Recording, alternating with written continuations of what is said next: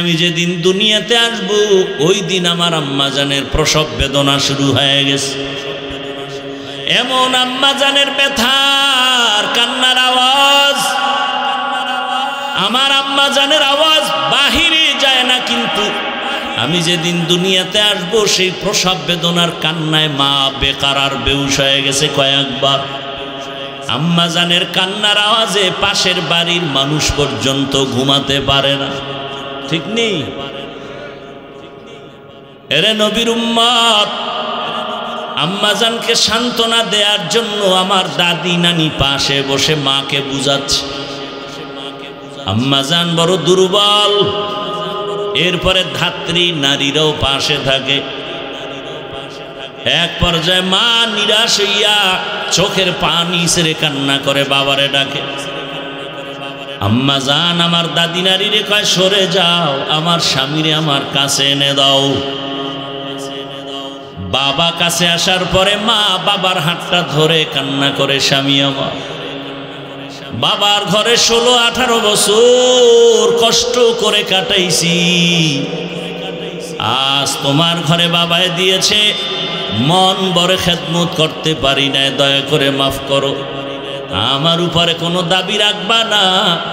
বাবা বলে, এত অস্থির কেন? বলে, আমি মরে যাব, কারণ 7 আসমানের বোঝ আমার মাথায় চেপেছে, প্রসব বেদনা সহ্য করতে পারি না। কত নারীর খবর শুনছি বাচ্চা হওয়ার সময় দুনিয়া থেকে বিদায় নিয়ে গেছে। ও স্বামী, আমার জন্য দোয়া করিও, আল্লাহ যেন আমাকে দয়া করে মাফ করে দেয়।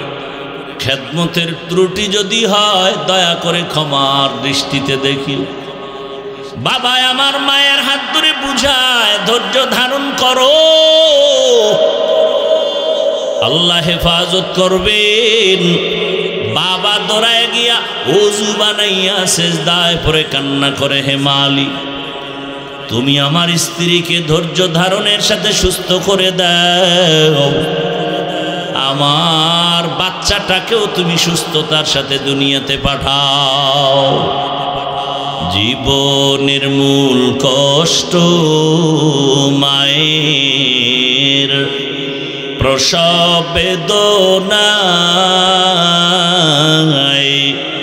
7 আসমান 7 জমিন তখন মায়েরই মাথায়।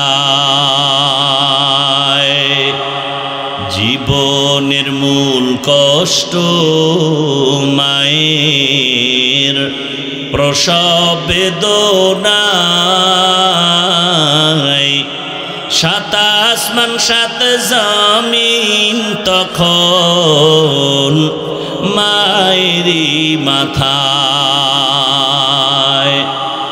আমার সুন্দর মুখ দেখে মায়ের, আমার সুন্দর মুখ দেখে মায়ের ব্যথা যায় দেয় হাসাইয়া। ও আমার প্রাণের মা, মা গো মা, কোথায় গেলে মোরে ছাড়িয়া? জনম দুঃখী ইয়াতীম আমি, চায় না কেহ ফিরিয়া। আমি যখন ছিলাম আমার মায়ের উদরে, চলাফেরা করলেন যে মায়, কত কষ্ট করে। আমি যখন ছিলাম আমার মায়ের উদরে, চলাফেরা করলেন যে মায়, কত কষ্ট করে। এমন মাকে কেমন আজি এমন মাকে কেমনে আজি যাব আমি ভুলিয়া। ও আমার প্রাণের মা, মা গো মা, কোথায় গেলে মোরে ছাড়িয়া? জনম দুঃখী ইয়াতীম আমি, চায় না কেহ ফিরিয়া। মাগো আমি ইয়াতীম বলে সবাই দেয় তাড়াইয়া। দুঃখের সাথে দিন কাটাই মা, পেটে ক্ষুধা নিয়া। মাগো আমি ইয়াতীম বলে সবাই দেয় তাড়াইয়া। দুঃখের সাথে দিন কাটাই মা, পেটে ক্ষুধা নিয়া। ঘুমের মাঝে মাকে দেখে, ঘুমের মাঝে মাকে দেখে কেন্দে দেই বুক ভাসাইয়া। ও আমার প্রাণের মা, মা গো মা, কোথায় গেলে মোরে ছাড়িয়া? জনম দুঃখী ইয়াতীম আমি, চায় না কেহ ফিরিয়া। ইয়া আইয়ুহাল্লাযীনা আমানু ইসতাঈনু বিস-সাবরি ওয়াস-সালাহ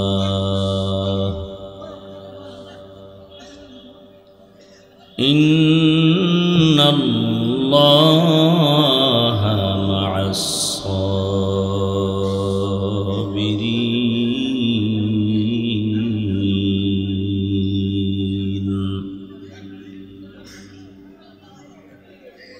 وقال رسول الله صلى الله عليه وآله وسلم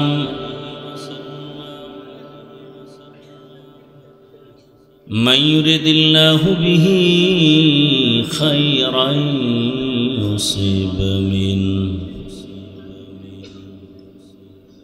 صدق الله مولانا العظيم وصدق رسوله النبي الأمي الكريم، ونحن على ذلك من الشاهدين والشاكرين والذاكرين، والحمد لله رب العالمين. سبحانك لا علم لنا إلا ما علمتنا إنك أنت العليم الحكيم. رب اشرح لي صدري ويسر لي أمري واحلل عقدة من لساني يفقه قولي.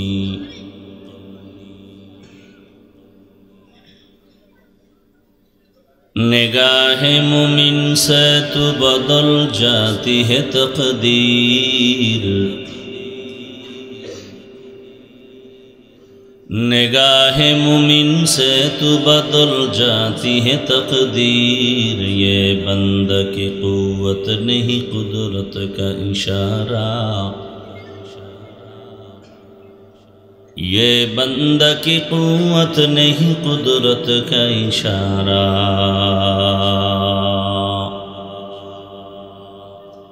ऐ मर्द खिरद तर्क मासी की ज़रूरत, ऐ मर्द खैरत तर्क मासी की ज़रूरत, अब सोहबत सालेह की सवा कोई नहीं चारा। अब सोहबत सालेह की सवा कोई नहीं चारा।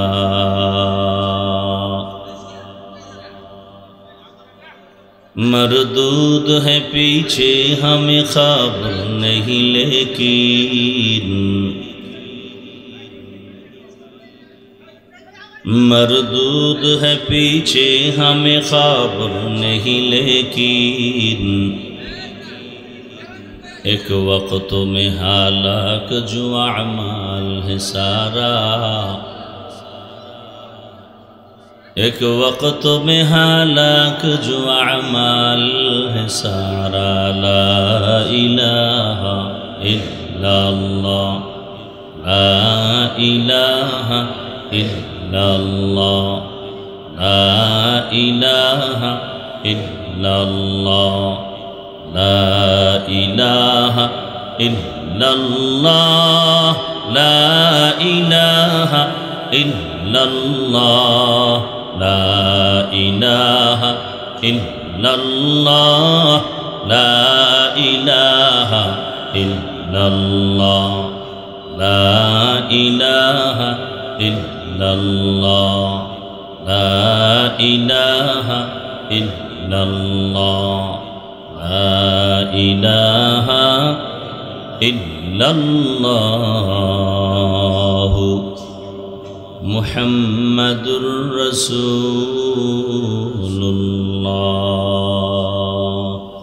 पांडापाड़ा अष्टधार এর উদ্যোগে আয়োজিত বার্ষিক ওয়াজ মাহফিল 11 নভেম্বর 2025।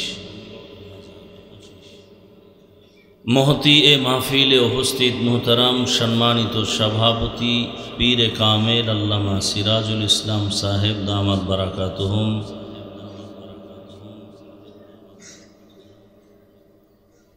অন্যান্য অতিথিবৃন্দ, হযরত উলামায়ে কেরাম, অত্র অঞ্চলের বিভিন্ন স্থান থেকে আগত আল্লাহ পাকের আশিকিন, জাকিরিন, শাকিরিন, মুহিব্বিন, মুরব্বিয়ান এজাম, কলিজার টুকরা আমার সমবয়সী যুবক বন্ধুগণ, স্নেহের ছোট ভাই, পর্দার আড়ালে মা বোনেরা, আল্লাহ পাকের দরবারে শুকর যে আল্লাহ পাক আমাদেরকে সুস্থ রেখেছেন, আলহামদুলিল্লাহ।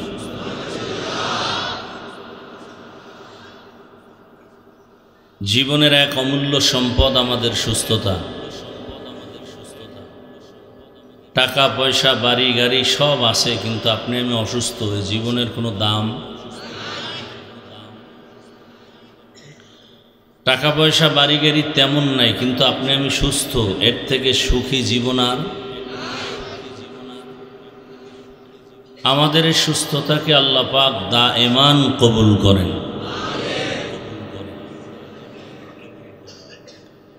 এখনো যারা অসুস্থ বিছানায় পড়ে আছেন, ঘরে হসপিটালে, আল্লাহ তাদেরকেও পূর্ণ সুস্থতার নিয়ামত দান করেন।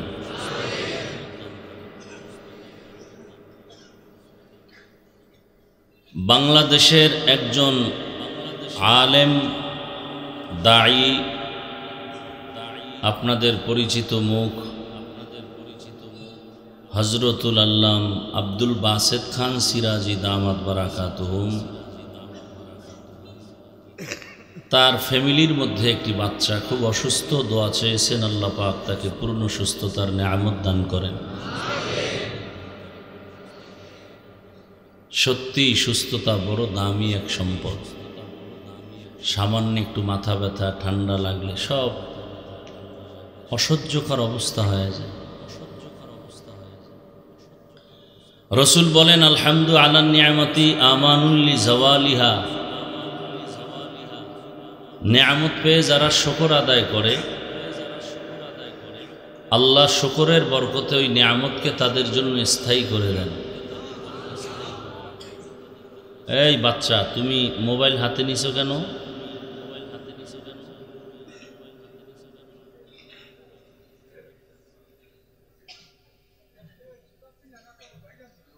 বসেন বসেন।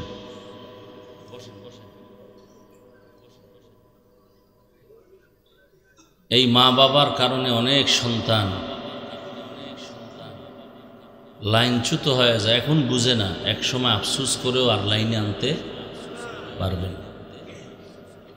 রসুল এজন্য ১৫০০ বছর আগে বলে গেছে, এমন একটা বয়ান নাই যে মোবাইলের বিরুদ্ধে বলি না। রাত্র কিন্তু অনেক গভীর, আমি আপনাদের থেকে কোনো চিৎকারের আওয়াজ যেন না শুনি। ঠান্ডা মাথায় কিছু কথা বুঝবেন, আমি বলবো, প্রশ্ন করলে উত্তর দিবেন, তাও স্বাভাবিক আওয়াজে, চিৎকার নয়।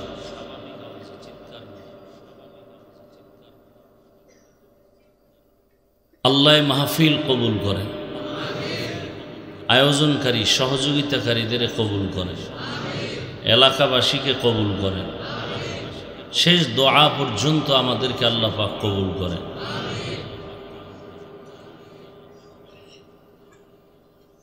হাজারো লাখো মানুষের ভেতর থেকে বাছাই করে দয়াময় আল্লাহ যাদেরকে কবুল করেছেন তারাই এখানে আসছে। এজন্য আরেকবার শুকর আদায় করা যাবে? সবাই মহব্বতে একটু আওয়াজ দিয়ে শুকরটা আদায় করেন তো। মুসলমানের ঈমানের একটা আওয়াজও বাতিলদের জন্য একটা আতঙ্ক। আপনারা এখানে কি হালাতে আছেন, দেশের কি পরিস্থিতি জানেন কিনা জানি না। মানে বিগত দিন থেকে চরম এক বিপর্যয়ের দ্বার প্রান্তে আমার দেশ।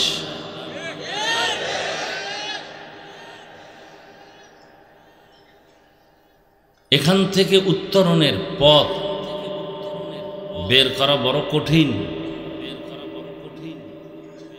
কারণ ভালো কেউ কারো চায় না। অনেকে বুঝিয়াও বুঝার চেষ্টা, না বুঝার চেষ্টা করে, বাহানা করে। দোয়া করি আল্লাহ পাক সমস্ত মুসিবত থেকে আমার দেশ ও জাতিকে হেফাজত করেন। দরুদ ও সালাম সৈয়দুল মুরসালিন রহমতুল্লিল আলমিন শফিউল মুজনিবিন খাতামুন নবিয়্যিন সৈয়দুস সাকলাইন ইমামুল মুরসালিন শফিউ আজম রসুল আকরাম রহমত আলম নবিয়ুল আরব আল আজম হাবিব কিবরিয়া আশরফুল আম্বিয়া সৈয়দুল আম্বিয়া शफीअ महशर साक़ी कौसर आक़ाए नामदार मदीना का ताजदार आफ़ताब नबूवत फ़ख्र मौजूदात सय्यदुल मखलूक़ात हज़रत मुहम्मदुर रसूलुल्लाह सबाई मोहब्बते दरूद पढ़ेन একবার সাল্লাল্লাহু আলাইহি ওয়া আলিহি ওয়াসাল্লাম পড়লে সাথে সাথে 3টা পুরস্কার আল্লাহ দান করেন। প্রথম পুরস্কার 10টা গুনাহ মাফ হয়ে যায়, দ্বিতীয় পুরস্কার 10টা নেক আমল নামায় যোগ হয়ে যায়, তৃতীয় পুরস্কার আল্লাহর দরবারে 10 গুণ মর্যাদা বেড়ে যায়। আল্লাহ আমাদেরকে বেশি বেশি দরুদের আমল করার তৌফিক দান করেন।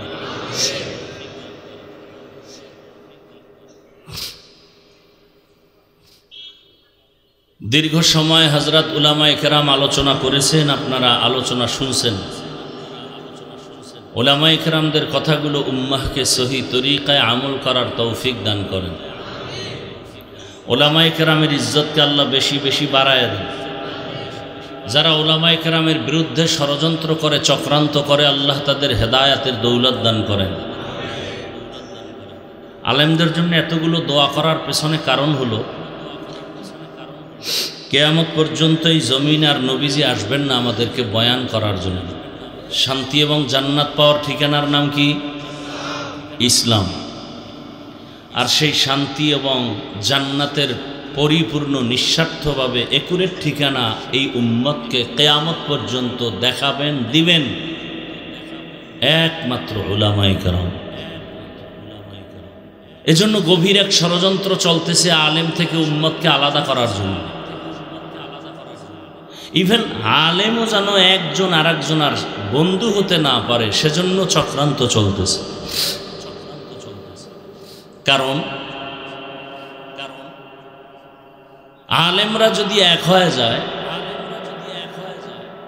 কালকে যদি হাতে হাত রাখে, উল্লেখযোগ্য সব উলামায়ে কেরাম এক হয়ে যদি ময়দানে নেমে পড়েন,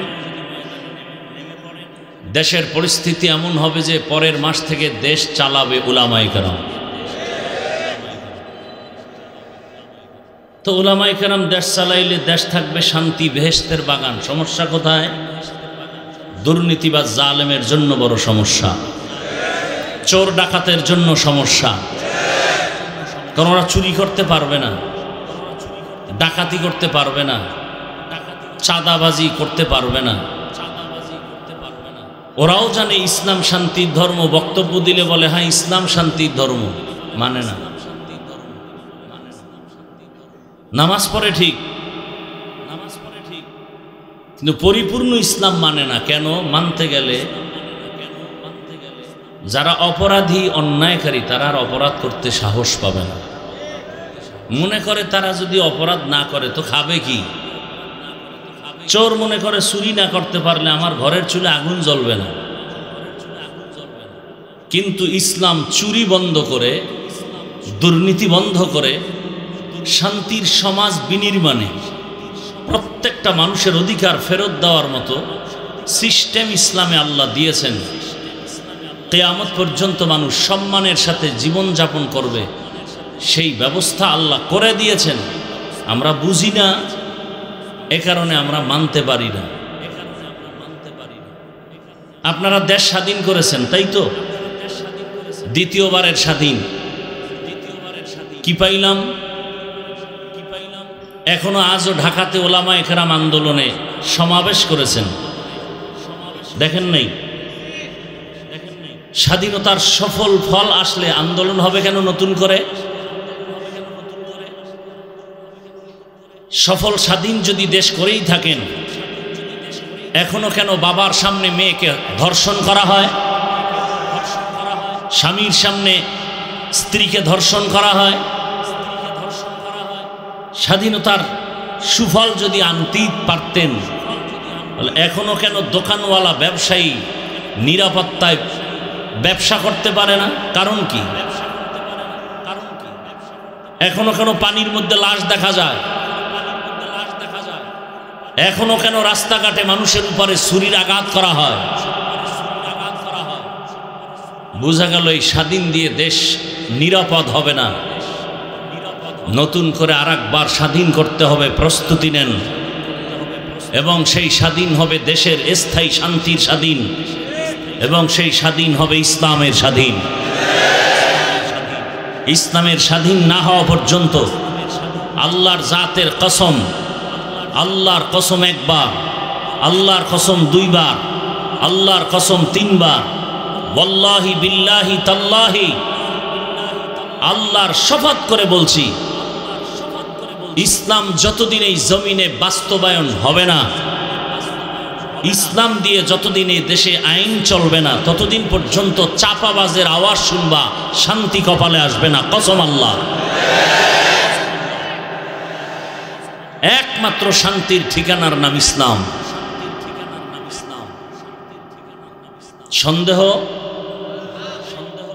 যদি একটা সন্দেহ ঢুকায় দাও যে না হবে না, ইসলামের এই ভুল আছে, এখন দাড়ি কেটে ফেলবো, যেই ইসলামে ভুল আছে সেই ইসলাম আমি মানি না। যেই ইসলাম মানুষকে কষ্ট দেয় সেই ইসলাম আমরা মানি না। যে ইসলাম মানুষের কল্যাণ দিতে পারে না সেই ইসলাম আমরা মানি না। আমরা ওই ইসলাম মানি পারফেক্ট এবং পাওয়ারফুল, মানুষের স্থায়ী কল্যাণের ঠিকানা, যে ইসলাম দিতে পারে সর্বোচ্চ কল্যাণের অর্থনীতি, যে ইসলাম দিয়েছে মানুষের সর্বোচ্চ কল্যাণের সমাজনীতি। পৃথিবীতে যত নীতি আছে শ্রেষ্ঠ নীতির নাম ইসলামের নীতি। আলোচনা নাই, বুঝি না ইসলাম কি বলে। দুইজন দেখা হলে কি দাও? সালাম মানে কি বলেন? শান্তি। আমি বললাম আসসালামু আলাইকুম, তোমার উপরে শান্তি বর্ষণ হোক। সেও বলল কি, আমাকে দোয়া করলো আপনার উপরও শান্তি বর্ষিত হোক। দুই দিক থেকে শান্তির যখন দোয়া চলবে, শান্তি দিবেন কে? আল্লাহ দিবেন। এই বিশ্বাস থাকলেই তো আল্লাহর দিকে মানুষ আগাবে। দেখেন একটা নমুনা নগদ ধরাই দিই আপনাদের। অবশ্য অনেক বয়ান আমি বলি, আমি কিন্তু বয়ান শুরু করি নাই। আমার খুতবায় আয়াত হাদিস পড়ছে, এগুলোর তরজমা পড়ব, তারপরে ব্যাখ্যা শুরু হবে। এই যে একটা প্যান্ডেল বিশাল, এতগুলো মানুষ, বসার জায়গা নাই, দাঁড়ানোরও সুযোগ নেই, কানায় কানায় ভরপুর মানুষ। এতগুলো মানুষ যে এখানে হাজির হলো, কত টাকার বিনিময়? সত্য কথাটা স্বীকার করেন। আচ্ছা, দুনিয়ার কোনো টাকাওয়ালা যদি এতগুলো মানুষ জমা করতে চাইতেন, আমার কথা বুঝেন, এক নাম্বার, দীর্ঘ এই রাতে তারা কেউ আসতো না, এবং দীর্ঘ টাইমের জন্য কেউ এখানে অপেক্ষা করতো না। 3 নম্বরে, এই মানুষগুলোকে আনার জন্য ফ্রি গাড়ি দিতে হতো, টাকা দিয়ে কেউ আসতো না। 4 নাম্বার, এখানে আসার পরে ভিআইপি বসার ব্যবস্থা দিতে হতো। 5 নাম্বার, এদেরকে নাস্তা দিতে হতো, না হয় চেয়ারের বাড়ি খাইতো। 6 নাম্বার, এতগুলো মানুষকে নিয়ন্ত্রণের জন্য যথেষ্ট পরিমাণ প্রশাসন লাগতো। আপনারা যারা আসছেন, ফ্রি গাড়ি দেয়া হয়েছে, কোনো দলীয় প্রোগ্রাম না, যে যার মতো করে আসছেন, গাড়ি ভাড়া দিয়ে, কেউ পায়ে হেঁটে। আসার পরে বিছানাটা কি ভিআইপি? পৃথিবীতে এর থেকে আর 3rd ক্লাসের বিছানা হতে পারে? এরপরে বসার মধ্যে কোনো কষ্ট আছে? কে বড়, কে ছোট, কে আলেম, কে মূর্খ, কে ধনী, কে গরিব, সব একাকার। নাস্তা দেওয়া হবে। নিয়ন্ত্রণের জন্য কত শত পুলিশ আছে এখানে, অথচ কোনো আওয়াজ আছে? এগুলো কিভাবে সম্ভব? ভালো করে মনে রাখবেন, আল্লাহ পশুকে ভালো মন্দ বুঝার জ্ঞান দেন নাই, মানুষকে দিছেন। জ্ঞান দিয়ে বুঝেন এটা কিভাবে সম্ভব। একমাত্র ইসলাম মানার কারণেই সম্ভব। এর নাম ইসলাম। সমস্ত দুর্নীতিবাদ, চাঁদাবাজ, জালেমের গোষ্ঠী ইসলামকে বরদাস্ত করতে পারে না, পাগল হয়ে গেছে। ইসলাম আসলাম গো, উপায় কি? চুরি করতে পারবো না, দুর্নীতি করতে পারবো না, যৌবনের লোভী লম্পটের গোষ্ঠী ধর্ষণ করতে পারবে না, অবাধে নারীর চেহারা দেখতে পারবে না, পাগলের মতো হয়ে আছে। আপনি যেদিকেই যান, তবে কথাটা মনে রাখবেন, ইসলাম যতদিন আসবে না ততদিন শান্তি এই জমিনে হবে না। এবার আপনি যেদিকে যান সেটা ভিন্ন কথা। আল্লাহ বুঝার তৌফিক দান করেন। কথাগুলো আপনাদের মতের বিরুদ্ধে যাচ্ছে, তাই তো? খুব রাগ আসতেছে অন্তরে, কষ্ট পাইতেছেন। আপনার সাথে আমার কি দ্বন্দ্ব যে আমি আপনাকে কষ্ট দেব? আমি আপনার কল্যাণ চাই, আমি আপনাকে ভালো পরামর্শ দিতে আসছি। এগুলো মানলে আমার কল্যাণ, আপনার কল্যাণ, দুনিয়াতেও আখেরাতেও। দেখেন এখানে বহু যুবক বাবারা বসে আছে। একটা বাচ্চাকে ধমক দিলাম মোবাইলের কারণে। প্রত্যেকটা যুবক চায় আমি অনেক দিন হায়াত পাই, বেঁচে থাকি। কি যুবক বাবারা, সত্যটা স্বীকার করো। এবং প্রত্যেকটা যুবক আমরা চাই সুস্থ থাকি। কিন্তু 2টা অস্ত্র তোমরা হাতে নিয়ে ঘুরো, যেই 2টা অস্ত্র তোমার হাতে থাকার দ্বারা তুমি দ্রুত মরে যাবা, এটার সম্ভাবনাই বেশি, এবং তুমি দ্রুত গতিতে অসুস্থ হয়ে যাচ্ছ, কিন্তু তোমার খবর নেই।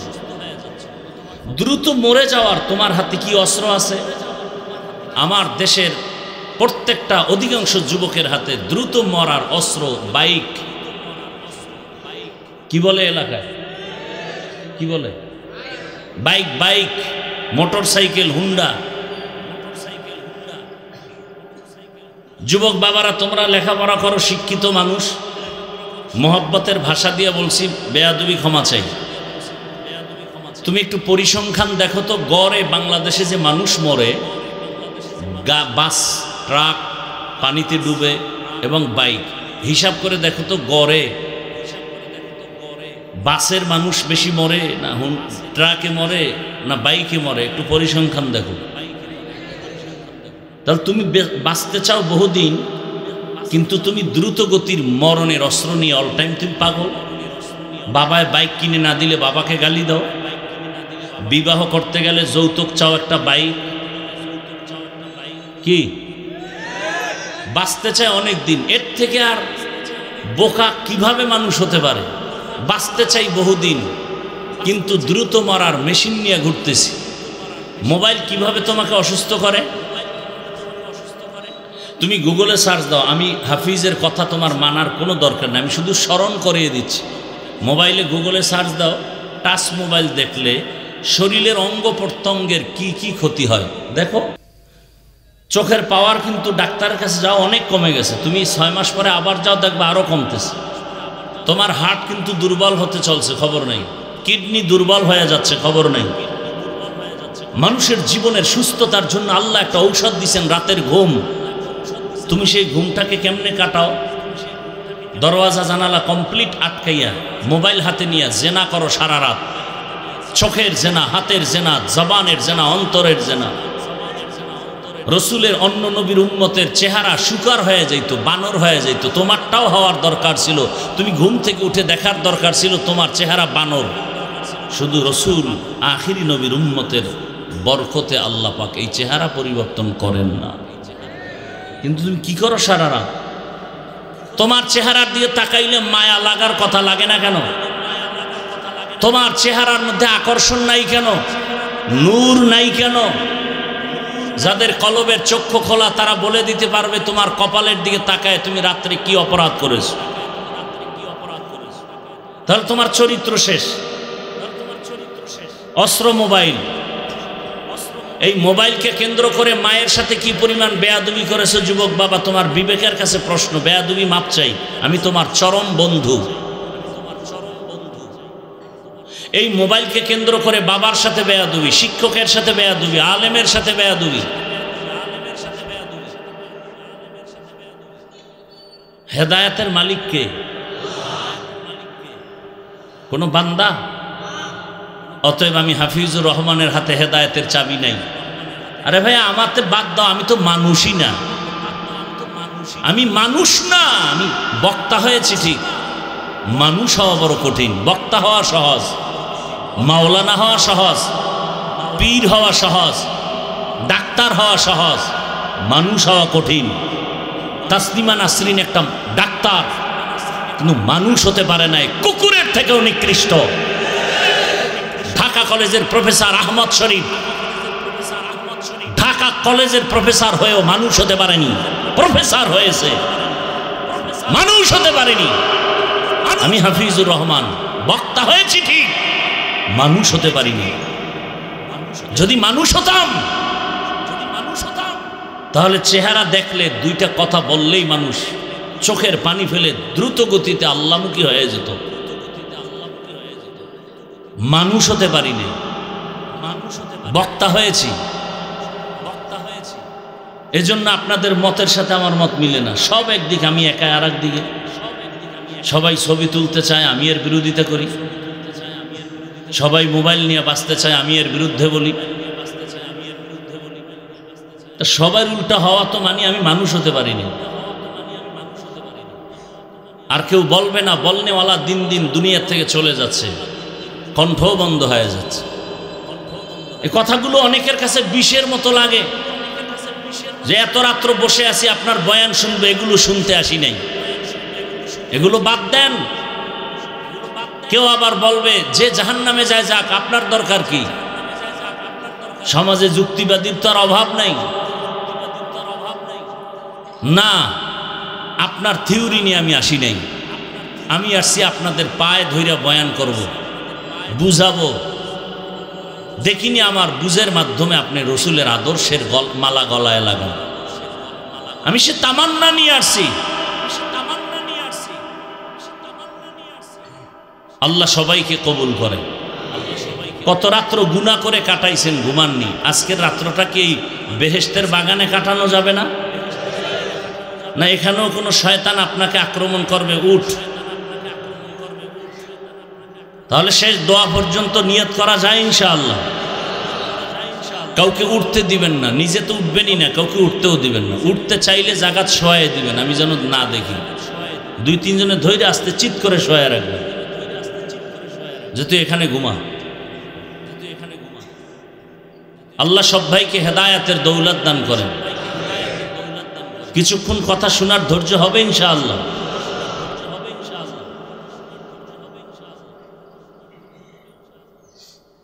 তো উলামায়ে কেরামের জন্য দোয়া করলাম, আল্লাহ উলামায়ে কেরামের ইজ্জতকে বেশি বেশি বাড়ায় দেন। আরো আস্তে করে বলেন। এবার আমার তেলাওয়াতকৃত আয়াত এবং হাদিসের তরজমাটা বলি, তারপরে ব্যাখ্যা। ইয়া আইয়ুহাল্লাযীনা আমানুস্তাঈনু বিস-সাবরি ওয়াস-সালাহ ইন্নাল্লাহা মা'আস-সাবিরিন।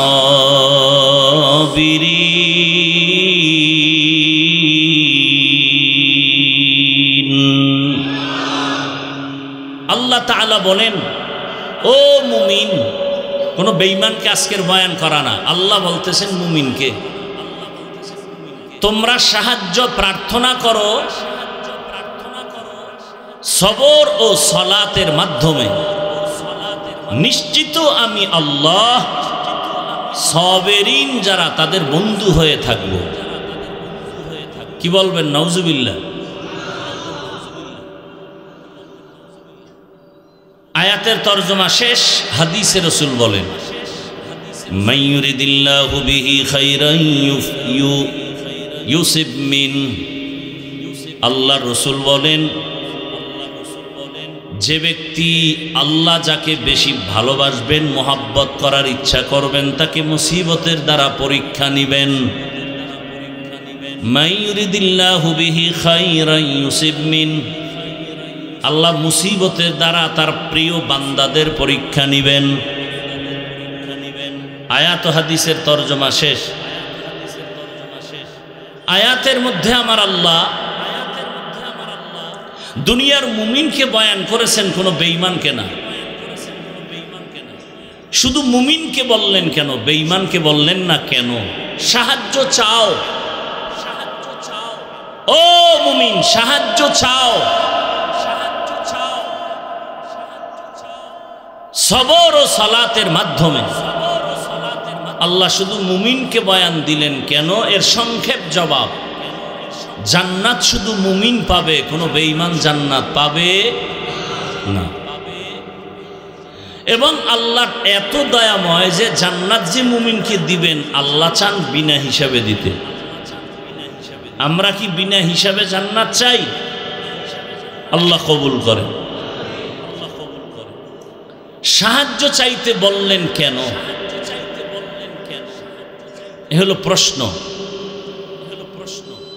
এবং সাহায্য কার থেকে চাবো, এটাও একটা প্রশ্ন। এবং সাহায্যটা কোন সিস্টেমে নিব, চাবো, এটাও একটা প্রশ্ন। সাহায্যের প্রয়োজন কি? কেন সাহায্য চাইতে আল্লাহ বললেন? কার কাছে চাইতে বলবেন? কোন সিস্টেমে সাহায্য চাবো, দরকার কি, এটা আগে বুঝি। দুনিয়াতে যত মানুষ আল্লাহ বানিয়েছেন, প্রত্যেকেই অন্যের সাহায্য ছাড়া চলার কোনো রাস্তা নাই। প্রত্যেকটা মানুষ অন্যের সহযোগিতা ছাড়া চলতে। এইরকম যদি ডিস্টার্ব করে, যে আপনাদের দায়িত্ব দিছি না কাউকে উঠতে দিবেন না, আমি মোনাজাত দিয়ে দেই। আপনারা যদি আমার বয়ান না নেন, আমার এত ঠেকাটা কি আমি আপনাদেরকে বয়ান দিব? এইভাবে কোনো বয়ান হয়? আমরা পারি, অন্তত আমি পারি না।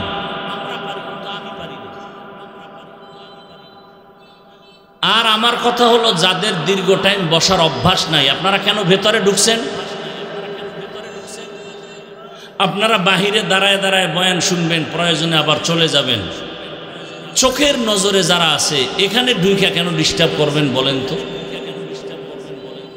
এই প্যান্ডেলটার দাম কত আপনি জানেন?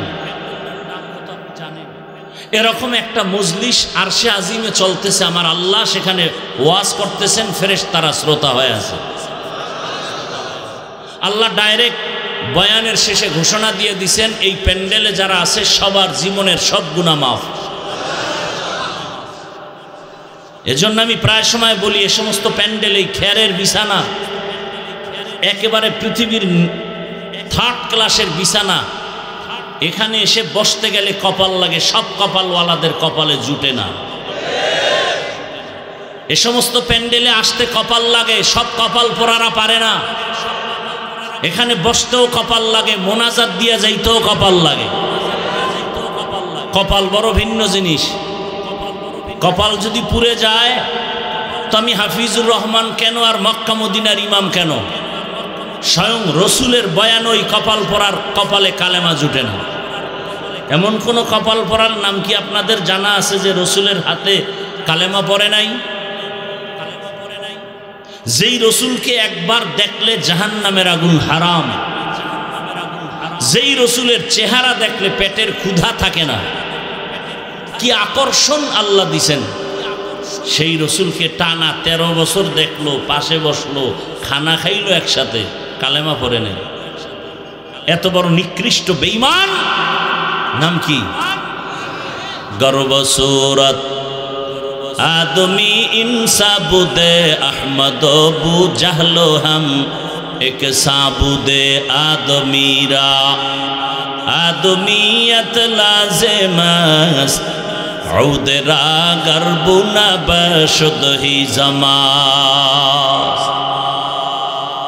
13 বছর বয়ান শুনছে, কপালে কালেমা নাই। যেই নবীকে একবার দেখবে জাহান্নামের আগুন হারাম, ওই নবীকে দেখার জন্য দুনিয়ার সব মখলুকাত আশিক হয়ে আছে। গর্তের পিপিলিকাও চায় এক নজর রহমতের নবীরে দেখবে।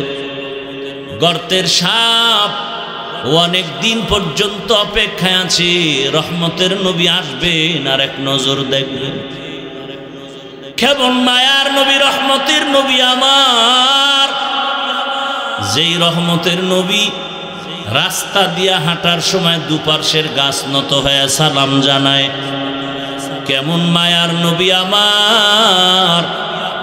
আম্মা জান আয়েশা রাদিয়াল্লাহু আনহা বলেন, নবীর ঘাম আমি বোতলের মধ্যে ভরে রাখতাম আর আতর হিসাবে ব্যবহার করতাম। সেই নবীকে 13 বছর দেখার পরও কালেমা পড়ে না, এর নামই হলো কপাল। আর অন্যদিকে 27 বছরের একটা যুবক তরবারি নিয়ে দৌড়ায় নবীকে জবাই করার জন্য। রহমতের নবীকে জবাই করবে, 27 বছরের যুবকটা তরবারি নিয়ে দৌড়ায়।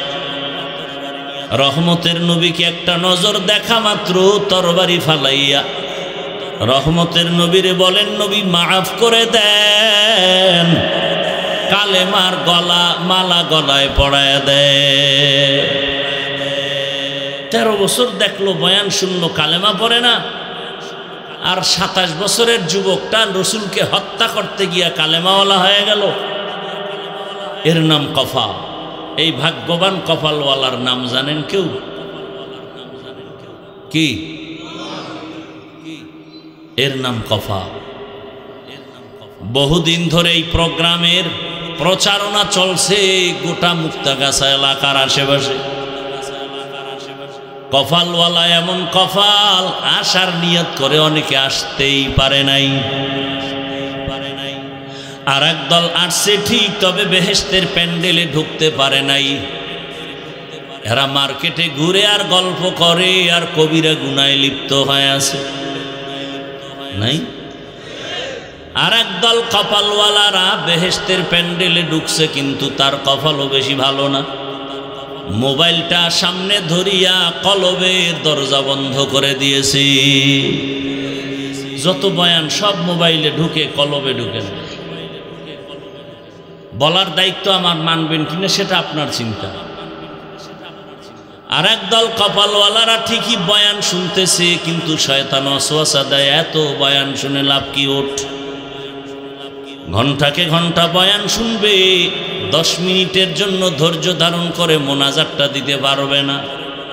কারণ শয়তান জানে বয়ান শুনলে তেমন ক্ষতি হবে না, মোনাজাত দিলে গুনাহ মাফ হবে, আমি ইবলিসের বড় ক্ষতি হয়ে যাবে। এজন্য দেখবেন অনেক কপালওয়ালারা বয়ান শুনে মোনাজাতের আগে চলে যায়। শয়তান ওদেরকে গ্রাস করে ফেলেছে। আল্লাহ হেদায়েতের দৌলত দান করেন। এখনো কি ব্যারাম থাকবে? আল্লাহ সবাইকে কবুল করে। আল্লাহ, দুনিয়ার মুমিনকে আল্লাহ সাহায্যের জন্য বলেছেন, অথচ দুনিয়ার কোনো মানুষ বেঈমানও বলেন কারো সাহায্য ছাড়া চলতে পারে না। কিন্তু মুমিনকে কেন বলেছেন, বেঈমানকে কেন বলেন না? বলে জান্নাত শুধু মুমিন পাবে, কোনো বেঈমান পাবে না। যদিও হাদিসে পাকে আছে প্রত্যেকটা বান্দার নামে জান্নাতে বাড়ি বরাদ্দ করা আছে। এবার আল্লাহ মুমিনকে জান্নাত দিতে চান, ওই জান্নাতটা তুমি দুনিয়াতেই অর্জন করো, বিনা হিসাবে দিয়ে দিব। তবে সাহায্য ছাড়া তুমি দুনিয়াতে চলতে পারবা না। কেন পারবো না? এর 1 নাম্বার কারণ, আমরা বড় দুর্বল। আমরা কি বাহাদুরি দেখাই খুব শক্তিশালী। মিয়া, একটা মশার শক্তি আছে আপনার ভিতরে। এসি মশারি লাগায় ঘুমাইছে, বাতি বন্ধ করার পরে দেখে কানের সামনে মশা গান গাইতেছে। এত আরামের ঘুমটা নষ্ট করলো, এসি মশারিও মানলো না, মাথা গরম হয়ে গেছে, বাতি জ্বালাইছে। মশারির ছিদ্র দিয়ে মশা ঢুকলো কেমনে? বাতি জ্বালায় তদন্ত করে যাক, মোটামুটি ঢুকছে কোন দিক দিয়ে বলা যায় না। আল্লাহ কয় ওদিকে তাকায়, এবার নিজের দিকে তাকা। একটা ছোট্ট ছিদ্র দিয়া মশা ঢুকতে পারে না, সেই দিয়া ঢুকলো। আর তোর কানের ছিদ্র কত বড়?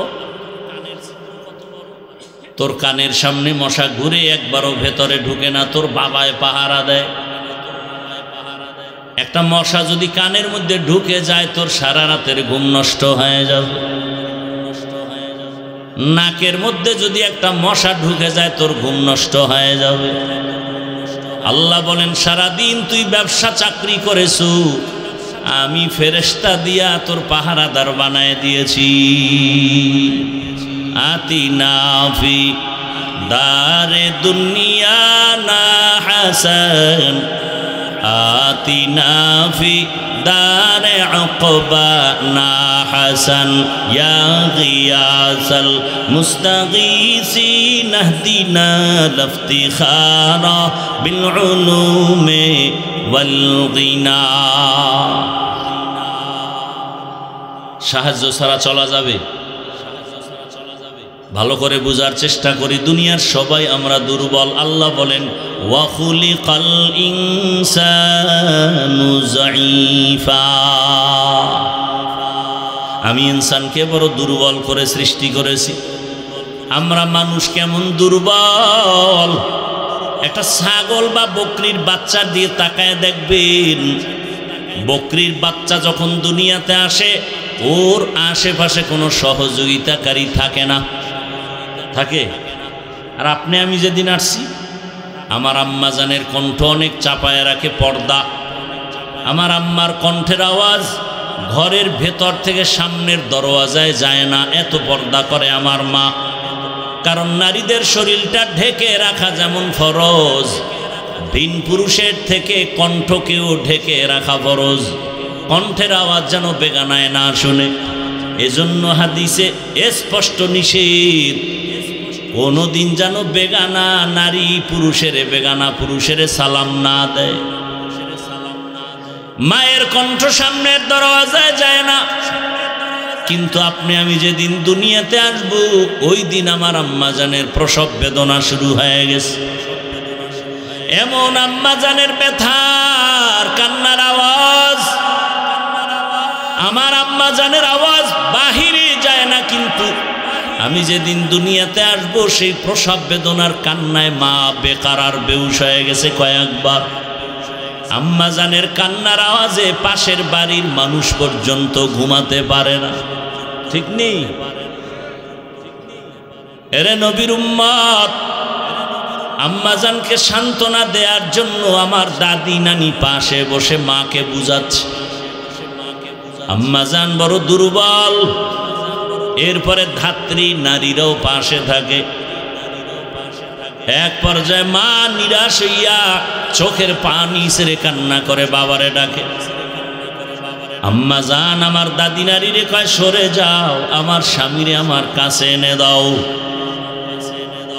বাবা কাছে আসার পরে মা বাবার হাতটা ধরে কান্না করে, স্বামী আমার, বাবার ঘরে 16-18 বছর কষ্ট করে কাটাইছি, আজ তোমার ঘরে বাবায় দিয়েছে, মন বড় খেদমত করতে পারি না, দয়া করে মাফ করো, আমার উপরে কোনো দাবি রাখবা না। বাবা বলে, এত অস্থির কেন? বলে, আমি মরে যাব, কারণ 7 আসমানের বোঝা আমার মাথায় চেপেছে, প্রসব বেদনা সহ্য করতে পারি না। কত নারীর খবর শুনছি বাচ্চা হওয়ার সময় দুনিয়া থেকে বিদায় নিয়ে গেছে। ও স্বামী, আমার জন্য দোয়া করিও, আল্লাহ যেন আমাকে দয়া করে মাফ করে দেয়। খেদমতের ত্রুটি যদি হয় দয়া করে ক্ষমার দৃষ্টিতে দেখি। বাবা আমার মায়ের হাত ধরে বুঝায়, ধৈর্য ধারণ করো, আল্লাহ হেফাজত করবেন। বাবা দৌড়ায় গিয়া ওযু বানাইয়া সেজদায় পড়ে কান্না করে, হে মালিক, তুমি আমার স্ত্রীকে ধৈর্য ধারণের সাথে সুস্থ করে দাও, আমার বাচ্চাটাকেও তুমি সুস্থতার সাথে দুনিয়াতে পাঠাও। জীবনের মূল কষ্ট মায়ের, প্রসব বেদনায় 7 আসমান 7 জমিন তখন মায়েরই মাথায়। জীবনের মূল কষ্ট মায়ের, প্রসব বেদনায় 7 আসমান 7 জমিন তখন মায়েরই মাথায়। আমার সুন্দর মুখ দেখে মায়ের, আমার সুন্দর মুখ দেখে মায়ের ব্যথা যায় দেয় হাসাইয়া। ও আমার প্রাণের মা, মা গো মা, কোথায় গেলে মোরে ছাড়িয়া? জনম দুঃখী ইয়াতিম আমি, চায় না কেহ ফিরিয়া। আমি যখন ছিলাম আমার মায়ের উদরে, চলাফেরা করলেন যে মায়, কত কষ্ট করে। আমি যখন ছিলাম আমার মায়ের উদরে, চলাফেরা করলেন যে মায়, কত কষ্ট করে। এমন মাকে কেমন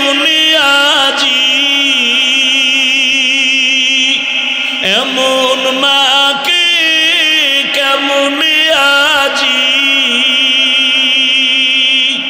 যাব আমি ভুলিয়া,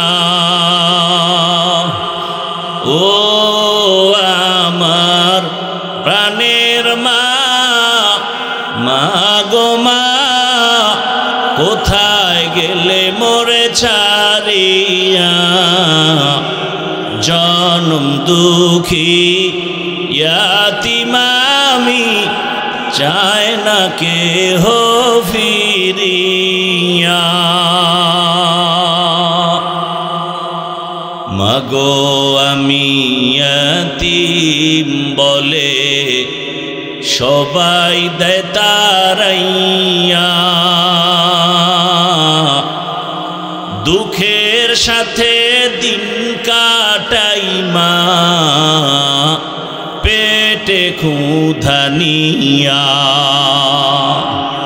মাগো আমি ইয়াতীম বলে সবাই দেয় তাড়াইয়া, দুঃখের সাথে দিন কাটাই মা, পেটে ক্ষুধা নিয়া। ঘুমের মাঝে মাকে দেখে, ঘুমের মাঝে মাকে দেখে, কেন্দে দেই বুক ভাসাইয়া, ও আমার প্রাণের মা, মা গো মা, কোথায় গেলে মোরে ছাড়িয়া, জনম দুঃখী ইয়াতীম আমি, চায় না কেহ ফিরিয়া। খেদমতে মা দর পে দর কুন সুবহ শাম, তাকে বাসি দর্দ আলম নেক নাম। সাহায্য ছাড়া চলার কোনো রাস্তা খোলা নাই। আল্লাহ আমাদের দুর্বল করে বানাইছেন। আমরা মানুষ একটা মশার কাছে দুর্বল, পিপিলিকার কাছেও দুর্বল। এমনকি আমি প্রায় সময় বলি, মানুষের হাতে বানানো পাতলা 2 টাকা দামের একটা প্লেটের কাছে আমরা দুর্বল। এক কথায় জবাব, আমাদের মতো দুর্বল কোনো প্রাণী এই জমিনে তালাশ করে পাবেন না। আমরা খানার বেলায় দুর্বল, হাঁটার বেলায় দুর্বল, ঘুমের বেলায় দুর্বল, মেধার বেলায় বড় দুর্বল। একটা একটা বুঝাইতে গেলে অনেক সময় চলে যাবে। বড় বড় সমুদ্রের মধ্যে নীলতিমি আছে। এক একটা নীলতিমির প্রতিদিনের খানার তালিকা 1000 কেজি চিংড়ি মাছ খায় এক একটা নীলতিমি। কে খাওয়া? আরো জোরে বলেন। এক একটা নীলতিমির প্রতিদিনের খাদ্য 1000 কেজি চিংড়ি মাছ। কোহে কাফ একটা পর্বতের ভেতর একটা প্রাণী বসবাস করে, সিমর্গ নাম। প্রতিদিন ওই সিমর্গের খানার তালিকা 40টা মোটা তাজা হাতি। কে খাওয়া? পিপিলিকার খানা কে দেয় বলেন? জঙ্গলের প্রাণীর খানা কে দেন?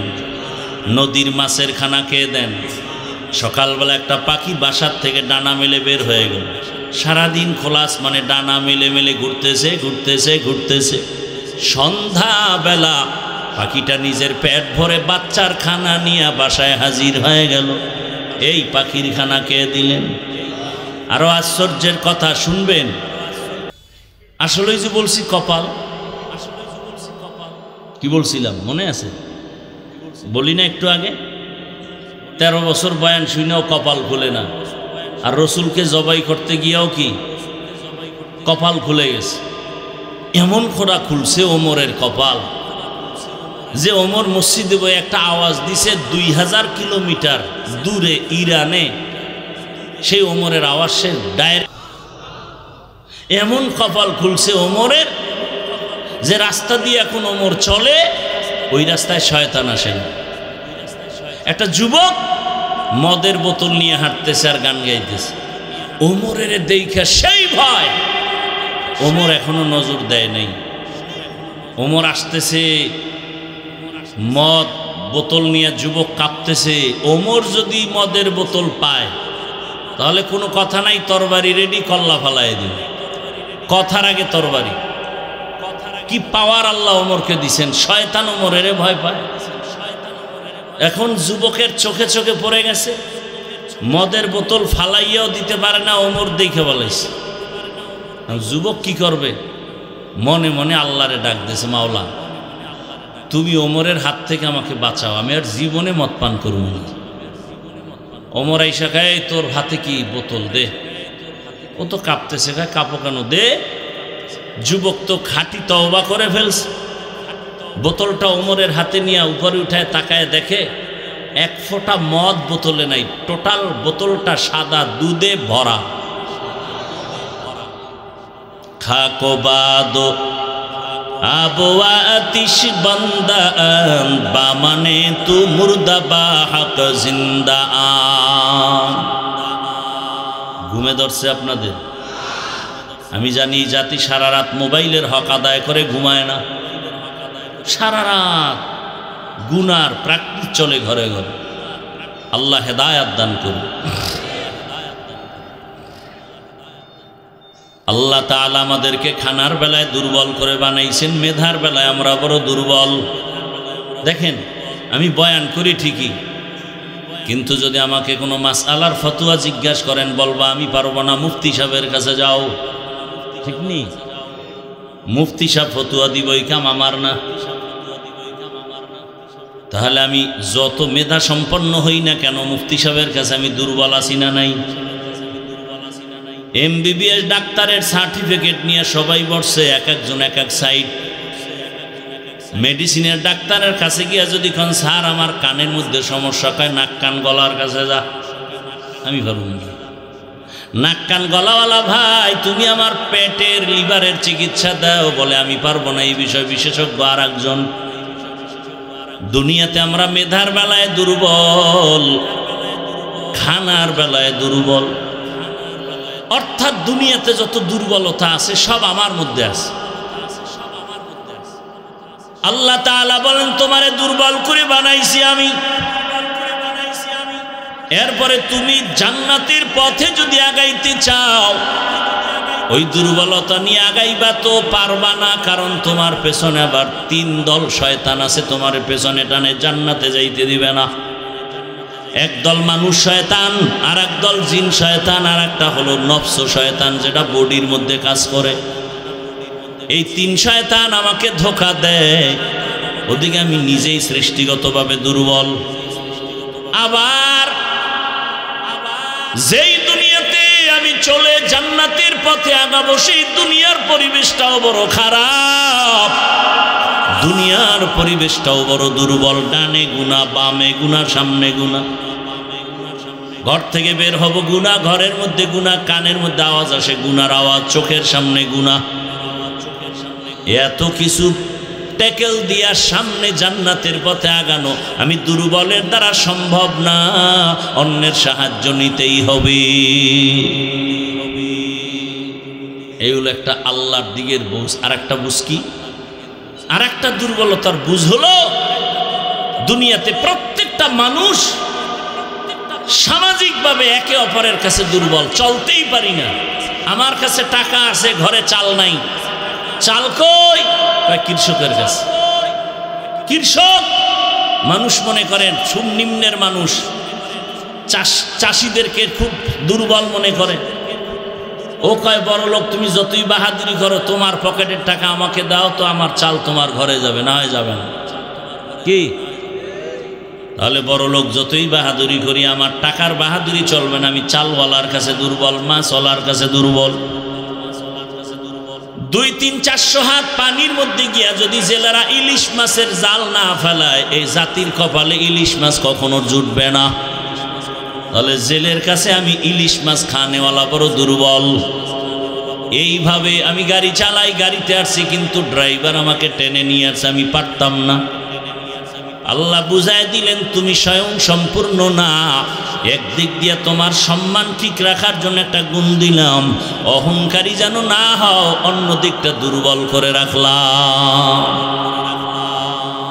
তুমি দুনিয়াতে সম্মানে বেঁচে থাকতে একটা গুণ দিলাম, এই গুণ হইয়া তোমার গুণে গুণান্বিত হয়ে যেন তুমি অহংকারী হয়ে না যাও, এজন্য আরেক সাইড দুর্বল করে দিল। আল্লাহ ব্যালেন্স করে দিয়েছেন আমাদের জীবনকে। ভাইরা আমার, জীবন বড় বিপন্ন আমার। এই দুর্বলতার মধ্যে তুমি যদি আগাইতে চাও, অন্যের সাহায্য নিবা। এতক্ষণ আলোচনার দ্বারা বুঝাইতে চাইছি আমরা কারো সাহায্য ছাড়া চলতে পারবো না, এটা বুঝাইতে চাইছি। এতক্ষণ আলোচনায় কি বুঝতে পারলেন যে সাহায্য লাগবে? কি লাগবে না লাগবে না? দুনিয়ার লাইনেও লাগবে, আখেরাতের লাইনেও লাগবে। একজন ভালো ডাক্তার হতে হলে লেখাপড়া শুধু সার্টিফিকেট যথেষ্ট হবে না, বড় এক অভিজ্ঞ ডাক্তারের কাছে গিয়ে প্র্যাকটিক্যাল ট্রেনিং নিতে হবে। দুনিয়ার লাইনেও দুর্বল, আখেরাতের লাইনেও দুর্বল। এখন অন্যের সাহায্য ছাড়া চলা যাবে না। অন্যের সাহায্য কার থেকে নিব? যার মধ্যে তিনটা দুর্বলতা নাই, তার থেকে সাহায্য চাইলেই পাওয়া যাবে। এক নাম্বার, যার মধ্যে কোনো পিছুটান নাই। দ্বিতীয় দুর্বলতা, যার কোনো অভাব নাই। তৃতীয় দুর্বলতা, যার কোনো স্বার্থ নাই। এই তিনটা দুর্বলতা যার মধ্যে নাই, তার থেকে তুমি চাইলেই পাওয়া যাবে। এবার দুনিয়া তালাশ করে দেখলাম, পিছনে টান নাই এমন কোনো মানুষ নাই। প্রত্যেকটা মানুষের পেছনে টান, মা টানে, বাবায় টানে, সন্তান, স্ত্রী, পরিবার। পিছনে টান নাই এমন কোনো মানুষ নাই। দুই, অভাব। দুনিয়াতে অভাব ছাড়া কোনো মানুষ নাই। বলে কেমন? যে যত বড় টাকাওয়ালা তার অভাব তত বেশি। গরিবের অভাব 100 টাকায় সমাধান হয়, বড় লোকের অভাব লক্ষ টাকায় সমাধান হয় না। দুনিয়ার সবাই অভাবী, এ কারণে গরিবের দেয় না, বরং বড় লোকেরা গরিবেরটা জুলুম করে অনেকে খায়।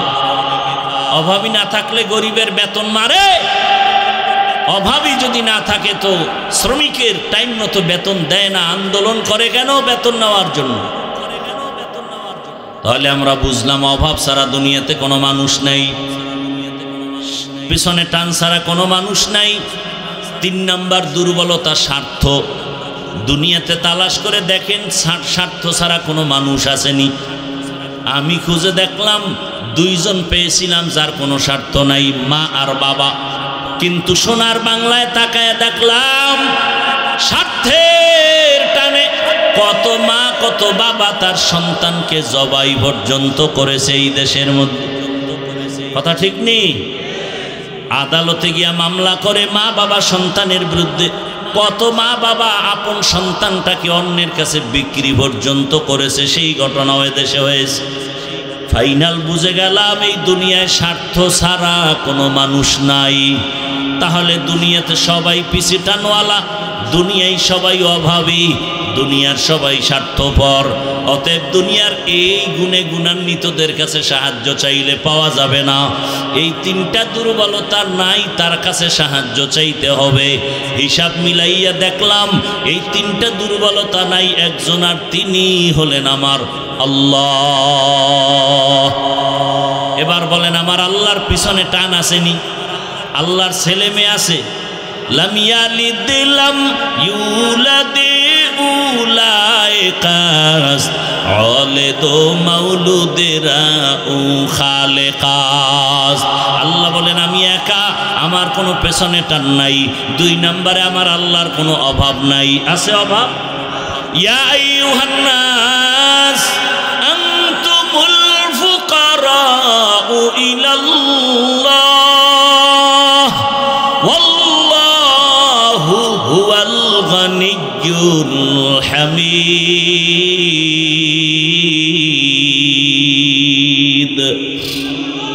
गर तवक्कुल मी कुनी हार सुबह शाम मेरा सानद रिज़्क़ तू अज़ला मकाम जुज़्बा हक़ ची ज़े मखाज़ इंसो जा फज़ले उआ मस्ते दर जुमला जहा। ময়মনসিংহ এলাকায় বিশেষ করে মুক্তাগাছা থানায় আমার জানা মতে কোনো গ্রাম বাদ আছে কিনা যে আমি বয়ান করি নাই। সপ্তাহে সপ্তাহ মুক্তাগাছা ঘুমাইতাম আর প্রতিদিন এক দুইটা বয়ান করতাম। তখন আমি ছাত্র। এরপরে আস্তে আস্তে ব্যস্ততাও বেড়ে গেল, আসি না। এই সমস্ত অঞ্চলগুলোতে আসলে মনের আবেগ নিয়ে আসি, কিন্তু মানুষের মন বোঝা বড় কঠিন। এই জন্য চেষ্টা করি না আসার জন্য, কারণ এখন মন কিভাবে রক্ষা করব সেই মেডিসিন আমার জানা নাই। কি বয়ান দিলে এরা বসে থাকবে, কি বয়ান দিলে এগো তৃপ্তি হবে, এই মেডিসিন তো আমার জানা নেই। বাট আমাকে যদি বলে দেওয়া হয় যে এই লাইনে আপনি কথা বলেন, তখন কিছুটা অনুভব হবে, বুঝতে পারবো যে এই লাইনে বয়ান লাগবে। হ্যাঁ, জীবনটা বড় কষ্টের তো বাবা, লেখাপড়া করছি বড় কষ্ট করে, আর এই স্টেজে উঠছি বহু আল্লাহওয়ালার থাপ্পড় খেয়ে, লাথি খেয়ে। তারা কেমন ছিলেন জানেন? বয়ান যখন তারা করতেন, মাঠের মধ্যে গলা কাটা মুরগির মতো মানুষ লাফাইতো আর চিল্লাইতো। আল্লাহর কসম করে বলতেছি, আমরা তাদের লাথি খাইয়ে এখানে আসছি। বয়ানের টাইমে কেউ পান খাবে, স্টান উঠায় তার মাথায় বাড়ি মারত। এরকম আল্লাহর ওলিদের লাথি খেয়ে থাপ্পড় খেয়ে এখানে আসছি।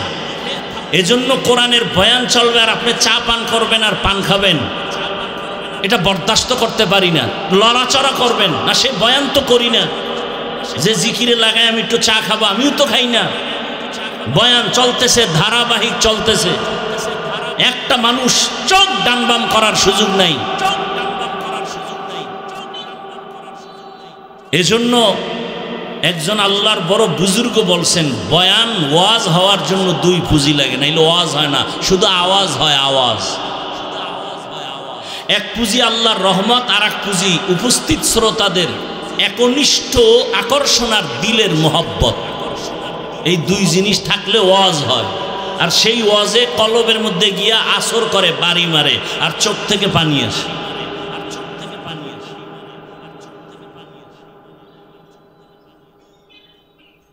এজন্য ওয়াজ বাড়ছে, এত মানুষ। কালকে বলবেন ও বহু মানুষ, খুব খুশির খবর, ফজর নাই, জোহর নাই, আসর নাই, মাগরিব নাই, এশা নাই, এত মানুষ হইছে তো কি হইছে? আবারও ফজর খালি তো কি হইল? এই চাপাবাজিতে কি হবে? এই প্রশংসায় কি হবে? এখান থেকে বের হয়ে রাস্তায় বেরি। ওয়াজে আসছে, বেলুন কিনছে, বেলুন, প্লাস্টিকের মাছ, এডি লয়ে যাব বাড়ি। বউ জিগাইলে বলবে মোনাজাতে বেলুন কবুল হয়ে গেছে। এরা আসছে ওয়াজ শুনতে, আর ওয়াজের নামে মার্কেটে ঘুরে নারী পুরুষ যুবক যুবতী অবাধে ঘুরতেছে, হাসি তামসা করতেছে, খাইতেছে। কি হবে বলেন? এখানে বেহেশতের বাগান, মার্কেট ওখানে জাহান্নামের টুকরা। পরীক্ষা চলতেছে, কই ঢুকতেছো হিসাব মিলা। আজরাইল কিন্তু ধাক্কা দিলে ঘুমের মধ্যে তুই নাই। কি জিন্দেগি মে বন্দেগি তু করনা হে, জিন্দেগি বে বন্দেগি শर्मिंदा है, जिंदगी बे बंदगी शर्मिंदा है। খারাপ লাগতেছে আপনাদের যুবক বাবারা? আল্লাহ সবাইকে কবুল করেন, হেদায়েতের নূর আল্লাহ আমাদেরকে দান করেন। আল্লাহ পাকে মাহফিল হেদায়েতের জন্য কবুল করেন। সাহায্য ছাড়া চলার উপায় কার থেকে নিব? যার তিনটা দুর্বলতা নাই। তিন দুর্বলতা নাই কার? জোরে বলেন। আল্লাহ তাআলা বলেন, ইয়া আইয়ুহান নাস, দুনিয়ার মানুষ, আনতুমুল ফুকারাউ ইলাল্লাহ, তোমরা সব আল্লাহর কাছে ফকির, একমাত্র প্রশংসিত ধনী আমার আল্লাহ। আল্লাহর মতো দুনিয়ার কেউ আছে? দুনিয়ার ধনীরা দেয় কিন্তু খোটা দেয়, মনের মতো দেয় না। আর আমার আল্লাহ এত পরিমাণ দেন, বান্দার চাহিদার বেশি, খোটাও দেন না। আল্লাহ তাআলা বলেন, সাহায্য সারা চলার উপায় নাই, তবে তিন জিনিসের দুর্বলতা যার মধ্যে নেই তার থেকে সাহায্য নাও। এবার সাহায্য তো আল্লাহর থেকে নিব, কার থেকে? জোরে বলেন। আচ্ছা বলেন তো, নবীজির সাহায্যের প্রয়োজন হলে কার কাছে চাইতেন? তা আপনার আমার আল্লাহর কাছে চাইতে সমস্যা কোথায়? নবী হাদিসে বলেন, একটা জুতার ফিতাও যদি ছিঁড়ে যায় আল্লাহর কাছে বলো, কারণ আমার আল্লাহর কাছে মানুষের মতো দয়ার কোনো প্রাণী নাই। আল্লাহ সব সময় তাকায় থাকেন বান্দা কখন আল্লাহকে ডাকবে আর বলবে, ইয়া ইলাহি তু মেরা মাবুদ হ্যায়, ইয়া ইলাহি তু মেরা মাশুক হ্যায়, ইয়া ইলাহি মুঝসে মুঝকো दूर कर, ताके देखो मुझ में तुझको एक नजूर। আল্লাহর নবী বলেন, ইজা সাআলতা ফাসআলিল্লাহ, যখন তুমি সুয়াল করবা আল্লাহর কাছে সুয়াল করো। ওয়া ইজা ইসতাআনতা ফাসতাইন বিল্লাহ, যখন সাহায্য চাইবে তুমি আল্লাহর কাছে চাও। আল্লাহর কাছে চাইতে দেরি, বান্দা পাইতে মোটেও দেরি হবে না। কিন্তু আমরা আল্লাহর কাছে অনেকে চাই, অনেকে বলে চাইও পাই না, এজন্য চাই না। আল্লাহ বলেন, চাওয়ারও সিস্টেম আছে, দুই জিনিসের মাধ্যমে আমার কাছে চাও। এক নম্বরে ধৈর্য, দুই নম্বরে হলো নামাজ। আমাদের ধৈর্যও নাই, নামাজও নাই। যেই নামাজ আমরা পড়ি ওই নামাজ কি নামাজ? নামাজও পড়ে মিথ্যাও বলি, নামাজ পড়ি সুদ খাই, নামাজ পড়ি ঘুষ খাই, নামাজ পড়ি জুলুম করি। এরকম নামাজ এদেশে নাই। এই নামাজ তো জান্নাতের নামাজ নাই। নামাজ কেমন নামাজ? আল্লাহ নিজেই বলে নামাজ কেমন জানো? আরাআইতাল্লাযী ইউকাযযিবু বিদ্দীন ফাযালিকাল্লাযী ইয়াদউল ইয়াতীম ওয়া লা ইয়াহুদ্দু আলা তাআমিল মিসকিন। এরপরে আয়াত কি? ফাওয়াইলুল লিল মুসাল্লিন। ওয়াইল নামক জাহান্নাম নামাজি মুসল্লির জন্য। ওয়াইল নামক জাহান্নাম নামাজি মুসল্লির জন্য। কোন ওয়াইল নামক জাহান্নাম? কোন নামাজি? নামাজও পড়ে গুনাহও করে। আর যেই নামাজি নামাজ পড়বে গুনাহ করবে না, তার জন্য বিনা হিসাবে জান্নাত। এরে নবীর আশিক, আল্লাহর থেকে নামাজ আর সবরের মাধ্যমে সাহায্য চাও, আল্লাহ দরজা খুলে দিবেন। এরে নবীর উম্মতের দল, এই ধৈর্যের মাধ্যমে তুমি সাহায্য প্রার্থনা করো। ধৈর্য তিন প্রকার: ইবাদতের বেলায় ধৈর্য, মুসিবতের বেলায় ধৈর্য, গুনাহের বেলায় ধৈর্য। স্বামী আর স্ত্রী কথা বলতেছে, হঠাৎ করে একদিন স্ত্রী স্বামীকে বলে, তুমি আমারে কেমন মহব্বত করো? বলে, জীবন থেকেও বেশি। বলে, তার নমুনা কি? বলে, তুমি যা চাইবা তাই দিব, তুমি আমার জীবন, তুমি আমার মরণ। স্ত্রী একজন দিনদারি নারী, আল্লাহ ভোলা নারী, ডাক দিয়ে কই, হে স্বামী, ভালো করে বলো, আমি যা চাইবো তাই দিবা? বলে, হ্যাঁ। এবার স্ত্রী পরীক্ষামূলক বলে, ও স্বামী আমার, আমি যদি চাইলেই দাও, দেরি না করো তো আমারে 3 তালাক দিয়ে দাও।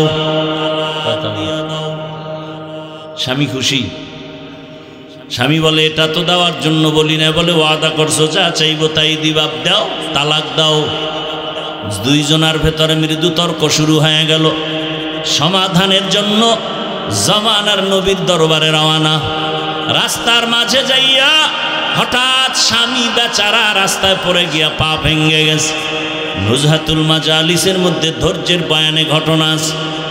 ওই আল্লাহর বান্দা যখনই পা ভেঙে চিৎকার শুরু করে, আল্লাহ তুমি আমারে মুসিবত থেকে বাঁচাও। স্ত্রী হাতটা ধইরা বলে, নবীর দরবারে যাব না, বাড়ি লও। বাড়িতে যাইয়া স্ত্রী ডাক দিয়া কয়, স্বামী আমি যে তালাক চাইছিলাম সে কথা উড্ড করে নিলাম, তালাক লাগবে না। স্বামী বলে, বিবি চাইলা কেন, আবার চাওয়ার পরে ফিরাইয়া নিলা কেন? এবার বিবি ডাক দিয়া কয়, স্বামী আমার, তুমি কি রাসূলের হাদিস শোনো নাই? রহমতের নবী বলছেন, মাইয়ুরিদিল্লাহু বিহি খাইরান ইউসিব মিন, আল্লাহ যারে বেশি আদর করে মোহাব্বত করে তারে মুসিবতের পরীক্ষা নেয়। আমি আমার বাবার ঘর মায়া ছাড়িয়া তোমার সংসারে আসছি খেদমত করার জন্য। এত বছর তোমার সংসার করলাম, একটা দিন কোনো মুসিবত দেখলাম না, কোনো কান্না নাই, হা হুতাশ নাই। বুঝলাম যেখানে মুসিবত নাই ওখানে আল্লাহর রহমত নাই। এজন্য কইছি ঘরে থাকবো না, যেখানে রহমত নাই ওখানে আমিও নাই।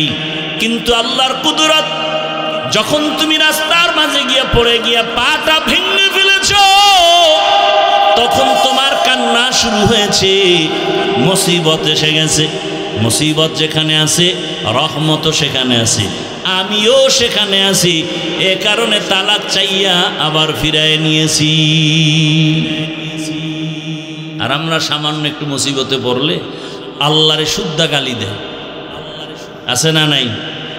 আল্লাহ হেদায়েতের দৌলত দান করেন। আল্লাহ বলেন, আমি পরীক্ষার হলে পাঠাইছি, পরীক্ষা করিয়া তোমার ঈমানটার তাজা করব, যাচাই করব। আল্লাহর কাছে সাহায্য চাওয়ার জন্য দুই জিনিস লাগবে, ধৈর্য আর নামাজ। আমাদের ধৈর্য নাই, নামাজও নাই, এ কারণে সাহায্য চাইও আমরা পাই না। যারা আল্লাহর কাছে চাওয়ার মতো চাইছেন আল্লাহ তাদেরকে দিয়েই দিছেন, কঠিনভাবে দিছেন। ভাইরা আমার, আল্লাহ পাক রব্বুল আলামিনের কাছে চাইছেন, আল্লাহ নগদ দিয়ে দিছেন, বাকিতেও দেন নাই। এ দুনিয়ায় আল্লাহর এক বড় দুশমন, নাম হলো ফিরআউন। জানেননি তার স্ত্রীর নাম কি? জোরে বলেন। ও আম্মা জানেরা, ও আমার কলিজার যুবক বাবারা, বৃদ্ধ বাবাজিরা, ভালো করে শুনে নাও। ও পর্দার আড়ালের মা, এ জমিনে বড় বেঈমান আল্লাহর নামের দুশমন এমন ফিরআউন। কোরআনের যেই ফেরাউনের এত নাম চলে আসছে, এই ফেরাউনের স্ত্রী আসিয়া এত বড় বেঈমানের ঘরে সংসার করতে গিয়া আল্লাহ তাআলা আসিয়ার এমনভাবে কবুল করে ফেললেন। আসিয়ার ব্যাপারে রহমতের নবী বলেন, কিয়ামতের দিন জান্নাতে আসিয়ার সাথে আমি মুহাম্মদের বিবাহ হবে। আরো আস্তে করে বলেন, কেমন নারী! ও পর্দার আড়ালের মা বোনেরা, ও আম্মা জানেরা, আপনাদের মতো কত মা এই এলাকায় এখনো আছে, বেপর্দায় চলে না, নামাজ ছাড়ে না, মোবাইলে সময় নষ্ট করে না, স্বামীর মাল খেয়ানত করে না। আম্মা জানেরা, আপনারা কি পারবেন না একজন ভালো নারী হবেন? ও যুবক বাবারা, আমি তোমাদেরকে যতই বয়ান করি, আমি কিন্তু কথা বলি না আমার মতো টুপিওয়ালা বড় হুজুর হয়ে তসবিহ হাতে নাও, স্কুল বন্ধ করে মাদ্রাসায় যাও। আমি এ কথা কিন্তু বলি নাই, আমি অন্তর থেকে বলি। আমার দেশে মাওলানা মুফতি মুহাদ্দিসের অভাব নাই, আমার দেশে আদর্শ ডাক্তারের দরকার, আমার দেশে আদর্শ ইঞ্জিনিয়ারের দরকার, আদর্শবান ডিসি এসপি ওসির দরকার। আজ আমার দেশের প্রত্যেকটা থানা জেলার ওসি ডিসি এসপি যদি 5 বেলার নামাজি হতো, কোরআনের বয়ান চলতো, কোনো সুদখোরের থেকে অনুমতি নেওয়ার প্রয়োজন হতো না। অতএব তুমি ডাক্তার হও, দোয়া করি, ইঞ্জিনিয়ার হও, প্রফেসর হও, কিন্তু আল্লাহর মোহাব্বত নিয়ে নবীর আদর্শের মালা গলায় লাগাও। তোমার মতো যুবক তোমাদের চোখের সামনে কি নাই? স্কুলে পড়ে, কলেজে পড়ে, নামাজও পড়ে নাই? বলো তুমি কেন পারবা না রে বাবা? তোমার মতো কত যুবক র্যাব, আর্মি, পুলিশ, বিডিআরের চাকরি করে, নামাজ ছাড়ে না। তোমার বিবেকটাকে জিজ্ঞাসা করো, তুমি কেন পারবা না? তোমার মতো যুবক তাকায় দেখো, আজকে রাস্তায় গাড়ি চালায়, নামাজ পড়ে, তুমি বিবেকটাকে জিজ্ঞাসা করো, তুমি কেন পারবা না? তোমার মতো জেনারেল লাইনের সন্তান কৃষি কাজ করে, নামাজ পড়ে, নদীর মধ্যে মাছ ধরে, নামাজ পড়ে, ব্যবসা করে, নামাজ পড়ে, ডাক্তার, প্রফেসর, ইঞ্জিনিয়ার, নামাজি অভাব নাই। ও আল্লাহর বান্দারা একটু চিন্তা করো, কয়দিন আর আশা পূরণে গুনার পথে দৌড়াবা? মনের শখ মিটাইয়া মনের আশা পূরণে কত গুনাহ করেছো। মনে চাইছে পার্কে যাবা, দৌড়ায় গেছো। মনে চাইছে সারা রাত মোবাইল চালাবা, চালাইছো। মনে চাইছে নামাজ পড়বা না, পড়ো নাই। মনে চাইছে তুমি দাড়ি রাখবা না, রাখো নাই। আর কয়দিন, এখনো কি আশা পূরণ হয় নাই?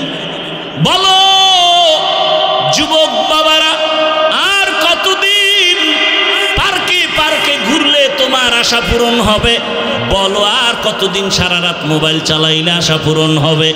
আর কতবার দাড়ি কাটলে আশা পূরণ হবে? বলো আর কতবার নামাজ বাদ দিলে আশা পূরণ হবে? এবং এ কথাটাও বলো, তোমার হায়াতের বাকি আছে আর কতদিন? এমন কোনো দিন নেই যুবকের লাশের খবর নাই। পানির মধ্যে যুবকের লাশ, ঘুমের বিছানায় যুবকের লাশ, গাড়ির নিচে যুবকের লাশ, ওই মহামারী করোনায় যুবকের লাশ, ডেঙ্গুর মধ্যে যুবকের লাশ।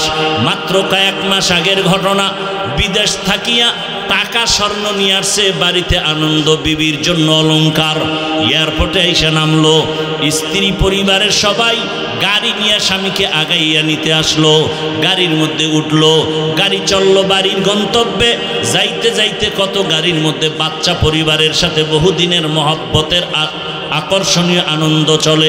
আল্লাহর কুদরতের খেলা, বাড়ি যাওয়ার কাছাকাছি গাড়িটা পানির মধ্যে চলে গেল। কয়েকদিন আগের ঘটনা দেখছো রে বাবা। ওই যুবক চোখের পানি ছেড়ে মিডিয়ার সামনে কান্না করে। মানুষ বিয়ে করে না খাইয়াও বউ পোলা নিয়ে থাকে একটা আনন্দ। আমার কপালে সে আনন্দ নাই। টাকা কামাই করার জন্য বিদেশে গেলাম, আজ আমি টাকা আর অলংকার নিয়ে আসলাম, কিন্তু আমার কপাল কেন এত খারাপ? নিজের হাতে আমার বাচ্চাটা মরে গেল চোখের সামনে, স্ত্রীকেও হারাইলাম। এখন আমি কোন ঘরে যাব? আমার ঘর এখন আনন্দ দেওয়ার কেউ নাই, বাতি জানানোর কেউ নাই। ও আমার যুবক বাবারা, সিঙ্গাপুরে যাবে, হয় না ভিসা হঠাৎ করে হয়ে গেল, টিকিটও কেটে ফেললো। আর 5টা দিন পরেই সে সিঙ্গাপুর চলে যাবে। অল্প বয়সের যুবক। 2 দিন আগে এক বন্ধু সকাল 8টায় টেলিফোন করে কয়, চল আমরা একটু নাস্তা করতে যাই। যুবক বলে, মা আমি একটু বের হচ্ছি। কেন? বলে অমুক বন্ধু আসছে, চায়ের দোকানে যাব। ওই মরণাস্ত্রর নাম কি? বাইকটা নিয়ে বের হইয়া বন্ধুরে পেছনে নিয়ে চায়ের দোকানে যখন চালানো শুরু করলো, এমনভাবে আঁকা বাঁকা টান দিছে, দেওয়ালের সাথে বাড়ি লেগে জায়গায় বন্ধু পরে মাথায় আঘাত, জাগাত নাই।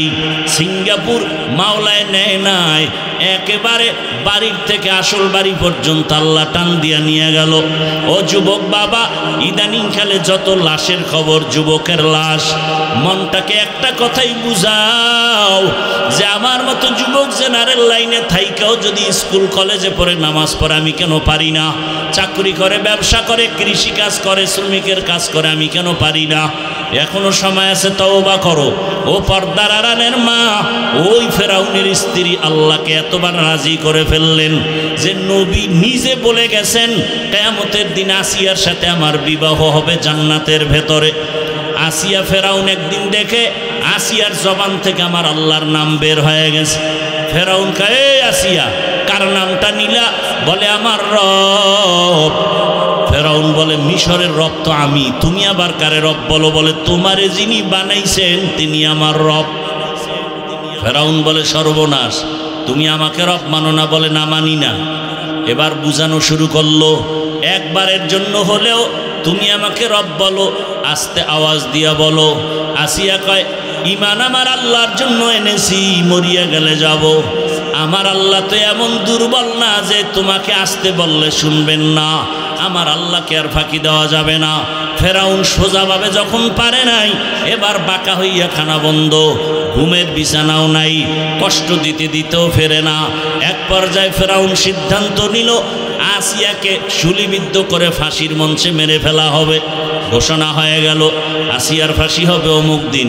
মিশরের ময়দানে হাজারো লাখো মানুষের সমাগম হয়ে গেল।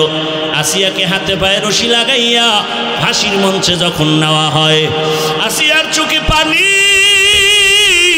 কান্নার আওয়াজ।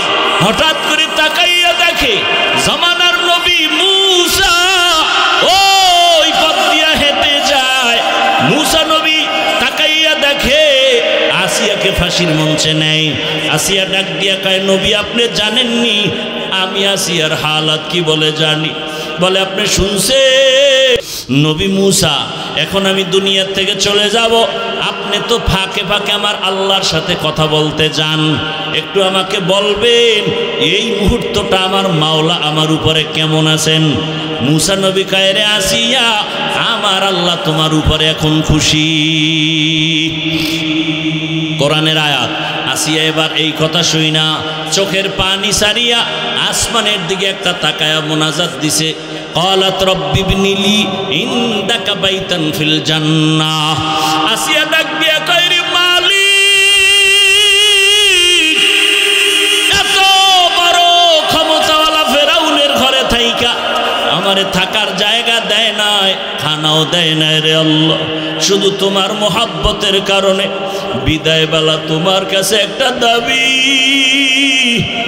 দুনিয়াতে থাকার মতো একটা ঘর আমি পাই নাই, খানার মতো আরামের খানাও পাই নাই, বিদায় বেলা তোমার কাছে আমার আরজি তোমার পার্শ্বে জান্নাতে একটা ঘর বানাইয়া দিও, তোমার কাছে একটা জান্নাতে ঘর বানায় দাও, আমি আসিয়া যেন সেখানে আরামে থাকতে পারি। কান্না করে আসিয়া এবার ফাঁসির মঞ্চে যাবে, আবার আকাশে তাকাইছে, আসিয়ার সাথে সাথে কান্না বন্ধ, হাসি দেওয়া শুরু করলো। ফেরাউন বলে, এখন তোমার ফাঁসি হবে, তুমি এখন কান্না বন্ধ করে কেন হাসো? আসিয়া ডাক দিয়া কয়, ফেরাউন তুমি দেখো না আমি আল্লাহর কাছে এখন চাইছি জান্নাতে একটা ঘর, আমার আল্লাহ অন্তর চক্ষু খুলে দিয়েছেন, জান্নাতের ঘর এখন আমি নিজের চোখে তাকায় দেখতেছি।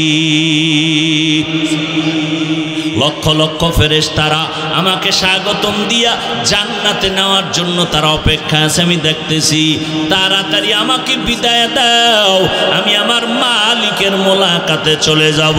ও পর্দার আড়ালের মা বোনেরা, আপনার স্বামী তো ফেরাউনের মতো খারাপ না, আপনার স্বামী আপনি নামাজ পড়লে অনেক খুশি থাকে, দোয়া করে, অতএব আমি বলবো মা বোনেরা এখনো সময় আছে, তওবা করেন, আল্লাহর কাছে মনে মনে বলেন, আর নামাজ ছাড়বেন না, বেপরদায় চলবেন না, স্বামীর মাল খেয়ানত করবেন না, নবীর সুন্নাত অনুযায়ী চলবেন, সন্তানটাকে আদর্শওয়ালা বানাবেন।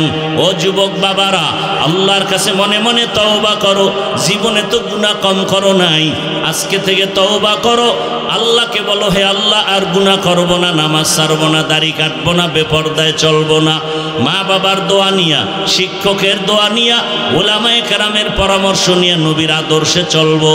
তওবা করার মতো যদি করতেই পারো, আল্লাহ পাক তওবার দরজা দিয়ে গুনাহ মাফ করে দিবেন। আল্লাহর কাছে মনে মনে খাঁটিভাবে যদি তওবা করো, আল্লাহকে বলো, হে মালিক আমাদের তওবা কবুল করে নেন, তওবার উপরে মজবুত হইয়া চলার তৌফিক দান করেন, আমিন।